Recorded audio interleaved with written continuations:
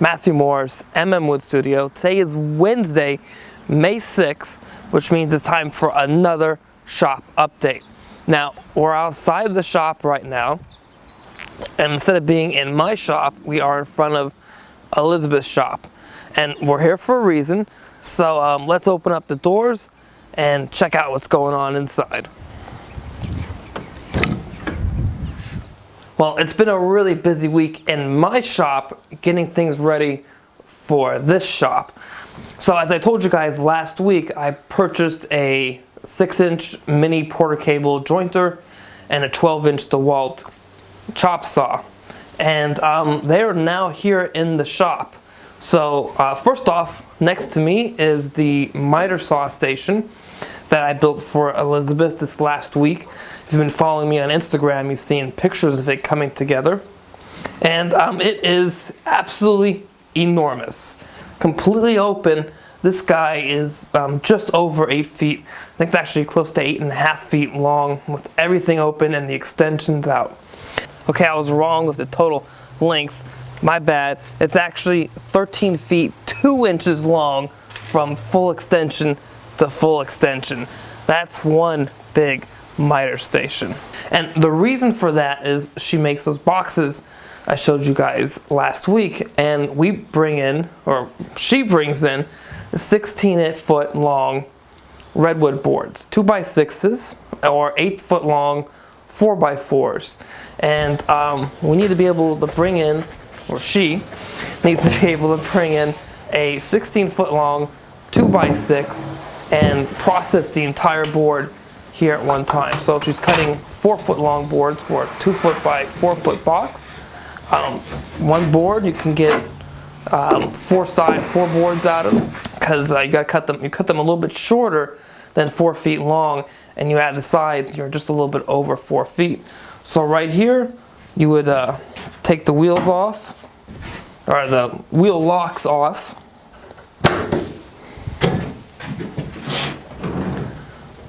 Pull this guy out, put the wings up, and you...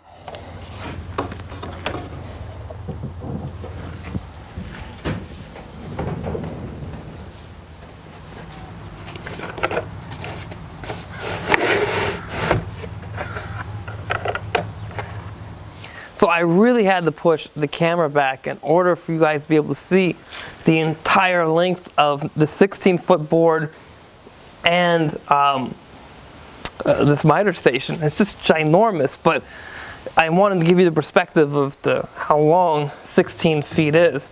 And you know, as I said in my correction a little bit earlier, the entire length from extension to extension is 13 feet 2 inches long.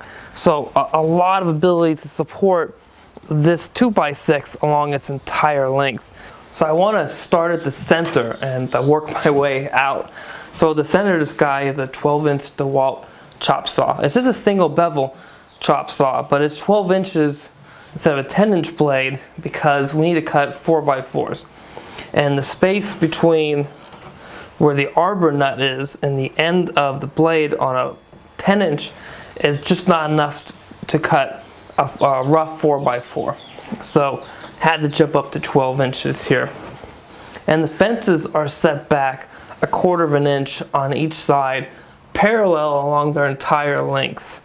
And that's just because this wood is not straight all the time or much of the time. The fences for the extensions are perfect for putting a stop so you can do repetitive cuts. So if she wants to do something beyond just straight cuts, there is more than enough room to move the saw and lock it in on its 45-degree angles. And then down below here is a door that opens up, and here's the shop vac. And these 2 holes here are used as 1 for grips and 2 to allow air to come in and out. And borrowing from John White's Plans in Fine Woodworking and his miter saw station, there's 2 holes for screws, and the screws on the bottom of this panel just drop inside those holes, and the panel goes in and then locks with a magnetic catch up here on the top. This open space right here will become a bank of drawers in the future.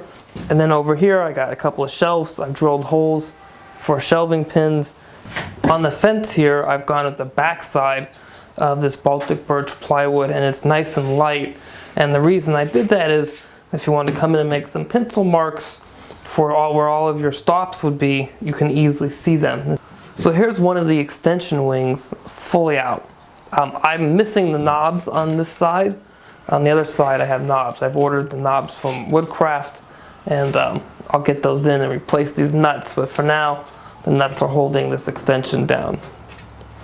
So the wing is up and the extension is fully out. The wing's extension all the way in, this adds to the right of the saw 31 inches. With the extension out, that goes from 31 inches to 43 and a quarter inches. And then from where the blade would come down and make a cut here, all the way to the end here, we've got 55 inches, which is great. So just over 4 feet. And the other cabinet I built was this guy for this 6-inch Porter cable little mini jointer. This is the perfect size for her. Again, it's got built-in dust collection. I'm missing a fitting right now, and I got that fitting on order. So for in the meantime, duct tape to the rescue. So same type of mechanism here with the door. Opens up. It's got a magnetic latch up here. Screws on the bottom that go in the holes on the bottom of the cabinet. And the shop vacs in there, and that's her dust collection. And this shelf right here will eventually become a drawer as well. And just in case you were wondering, she uses these sawhorses to hold everything up when she builds stuff. She doesn't have an assembly table, and really an assembly table is an overkill because the box sizes vary so much. As I said, she'll build boxes that are 10 feet long. This is a 2 by 5 foot box that's standing up right over here. And what's great about these sawhorses is that they got a nice flat surface. She can easily put them in any order she wants in the shop, assemble her stuff on top of them, and be done. So let's go head back into my shop and talk about the rest of the updates for the week. So right now the shop is a disaster, which is kind of funny because it was in a pretty good state when Matt Cremona and myself shot the latest episode of the Matt Matthews Show, which came out yesterday, and that was about shop storage and shop organization.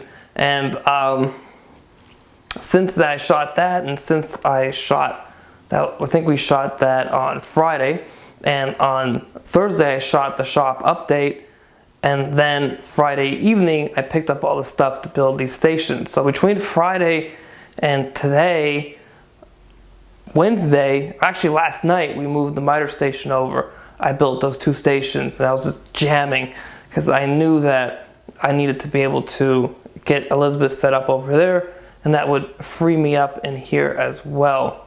Well, I'm going to try to make an announcement today, which is I haven't heard back, but I sent my application in to Woodworking in America to have a booth there for MM Wood Studio. So the credit card information got filled in. Everything got sent over today. I think the 15th is the last day to lock in a early bird booth rate, and I wanted to get that off before then. So that's all sent over, and I'm really looking forward to hearing back from them saying that I have a booth.